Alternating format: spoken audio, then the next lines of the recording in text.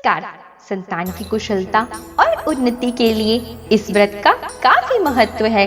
इसे मुक्ताभरण संतान सप्तमी भी कहा जाता है। इस व्रत वाले दिन भगवान शिव और माता गौरी की आराधना की जाती है और विधि विधान पूजा के बाद संतान सप्तमी व्रत कथा को सुना जाता है। भाद्रपद मास के शुक्ल पक्ष की सप्तमी को ये व्रत किया जाता है। मान्यता है कि इस व्रत को करने से संतान की प्राप्ति होती है। संतान की कुशलता और उन्नति के लिए भी इस व्रत का काफी महत्व है। आइए जानते हैं आवश्यक सामग्री के बारे में। चौकी, कलश, नारियल, आम के पत्ते, हल्दी, कुमकुम, चावल, कपूर, फूल, कलावा, दिया, मीठी पूड़ी, केले के पत्ते, धूप, नैवेद्य। आइए जानते हैं संतान सप्तमी व्रत पूजा विधि के बारे में। संतान सप्तमी के दिन माताएं सुबह स्नान कर भगवान शिव और मां पार्वती के समक्ष व्रत करने का संकल्प लें। इस दिन निराहार रहते हुए शुद्धता के साथ पूजन का प्रसाद तैयार कर लें। इसके लिए खीर पूरी व गुड़ के 7 पुए या फिर 7 मीठी पूरी भोग के लिए बनाना उत्तम माना गया है। इस व्रत की पूजा दोपहर के समय से पहले ही कर लेनी चाहिए। पूजा के लिए धरती पर चौक बनाएं, उस पर चौकी रखें और शंकर पार्वती की मूर्ति स्थापित करें। इसके बाद कलश की स्थापना करें, उसमें आम के पत्तों के साथ नारियल रखें। अब आटे की थाली तैयार कर लें, जिसमें हल्दी, कुमकुम, चावल, कपूर, फूल, कलावा आदि सामग्री रखें। भगवान के समक्ष दीपक जलाएं। अब 7 मीठी पूरी को केले के पत्ते में बांधकर उसे पूजा स्थान पर रखें और संतान की रक्षा व उन्नति के लिए प्रार्थना करते हुए भगवान शिव को कलावा अर्पित करें। यह व्रत माता एवं पिता दोनों के द्वारा किया जा सकता है। पूजन के बाद धूप, दीप, नैवेद्य अर्पित कर संतान सप्तमी की कथा जरूर पढ़ें या सुनें। इसके बाद भगवान को भोग लगाकर व्रत को खोल लें। आइए जानते हैं संतान सप्तमी व्रत कथा के बारे में। एक बार श्री कृष्ण ने युधिष्ठिर को बताया कि किसी समय मथुरा में लोमेश ऋषि आए थे। मेरे माता पिता देवकी तथा वासुदेव ने भक्ति पूर्वक उनकी सेवा की तो ऋषि ने उन्हें कंस द्वारा मारे गए पुत्रों के शोक से उबरने के लिए आदेश दिया। हे देवकी, कंस ने तुम्हारे कई पुत्रों को पैदा होते ही मारकर तुम्हें पुत्र शोक दिया है। इस दुख से मुक्त होने के लिए तुम संतान सप्तमी का व्रत करो। यह व्रत तुम्हें भी पुत्र शोक से मुक्त करेगा। देवकी ने पूछा, हे देव, मुझे व्रत का पूरा विधि विधान बताने की कृपा करें ताकि मैं विधि पूर्वक व्रत संपन्न कर सकूं।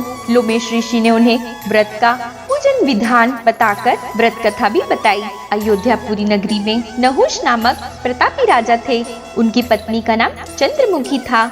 उनके राज्य में ही विष्णुदत्त नामक एक ब्राह्मण रहता था। उनकी पत्नी का नाम रूपवती था। रानी चंद्रमुखी तथा रूपवती में परस्पर घनिष्ठ प्रेम था। एक दिन वे दोनों सरयू में स्नान करने के लिए गई। वहाँ अन्य स्त्रियां भी स्नान कर रही थी। उन स्त्रियों ने वहीं पार्वती शिव की प्रतिमा बनाकर विधि पूर्वक उनका पूजन किया। तब रानी चंद्रमुखी तथा रूपमती ने उन स्त्रियों से पूजन का विधि विधान पूछा। उन स्त्रियों में से एक ने बताया कि हमने पार्वती सहित शिव की पूजा की है। भगवान शिव का डोरा बांधकर हमने संकल्प किया है कि जब तक जीवित रहेंगी तब तक यह व्रत करती रहेंगी। यह मुक्ताभ्रमण व्रत सुख तथा संतान देने वाला होता है। दोनों ने कथा सुनकर पुत्र प्राप्ति के लिए इस व्रत को करने का निश्चय किया, लेकिन घर आकर वे दोनों भूल गईं। कुछ समय बाद दोनों की मृत्यु हो गई और दोनों ने पशु योनि में जन्म लिया। कई जन्मों के बाद दोनों ने मनुष्य योनि में जन्म लिया। इस जन्म में चंद्रवती का नाम ईश्वरी एवं रूपमती का नाम भूषणा था। ईश्वरी राजा की पत्नी एवं भूषणा ब्राह्मण की पत्नी थी। इस जन्म में भी दोनों में बहुत प्रेम था। इस जन्म में भूषणा को पूर्व जन्म की कथा याद थी, इसलिए उसने संतान सप्तमी का व्रत किया, जिसके प्रताप से उसे 8 पुत्र प्राप्त हुए।